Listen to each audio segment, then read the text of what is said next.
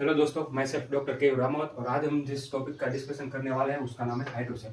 और यूनिवर्सिटी में 5 मार्क में बहुत आईएमपी टॉपिक होता है। अब हम देखेंगे उसकी definition. It is a fluid collection around the testis causing total swelling. क्या होगा?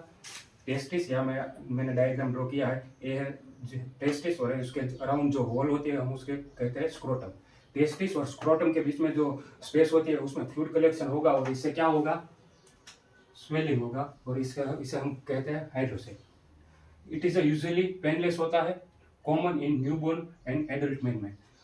न्यूबॉर्न में और एडल्ट मैन में कॉमन होता है। अब हम देखेंगे उसके टाइप्स। मैंने उसके दो टाइप्स होते हैं, congenital hydrocele and acquired hydrocele.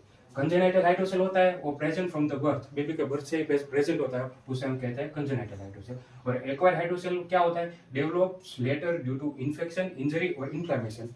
वो किससे डेवलप होगा? इन्फेक्शन, इंजरी और इन्फ्लामेशन से प्रेजेंट होगा, तो डेवलप होगा, उसे हम कहते हैं एक्वायर्ड हाइड्रोसेल। अब हम देखेंगे उसके कोज। इसका कोज क्या होता है? पहला होता है इन्फेक्शन। स्क्रोटल और टेस्टिस में कोई भी जात का इन्फेक्शन होगा जिससे क्या डेवलप होगा? हाइड्रोसेल। फिर क्या होगा? Trauma to the scrotum. Scrotum पे कोई भी जात का ट्रोमा होगा तो भी डेवलप हो सकता है हाइड्रोसेल। फिर क्या होगा? आफ्टर हर्नियल सर्जरी, कोई भी पेशेंट का हर्नियल सर्जरी होता है तो भी बहुत चांसेस बड़े होते हैं कि हाइड्रोसेल डेवलप होगा। और लास्ट में क्या होगा? Congenital opening between abdomen and scrotum. Genetically congenital opening होगा किसके बीच में? एब्डोमेन और स्क्रोटम से, तो क्या होगा? डेवलप होगा hydrocele.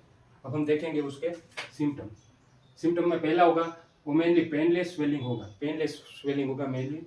Feeling of the heaviness, patient को हेवीनेस फीलिंग होगा और डिस्कम्फर्ट होगा। फिर क्या होगा लास्ट में? Swelling increase day by day.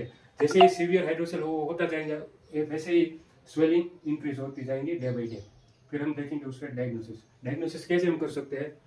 Clinical examination से हम चेक कर सकते हैं कि हाइड्रोसेल है या नहीं, फिजिकल एग्जामिनेशन से।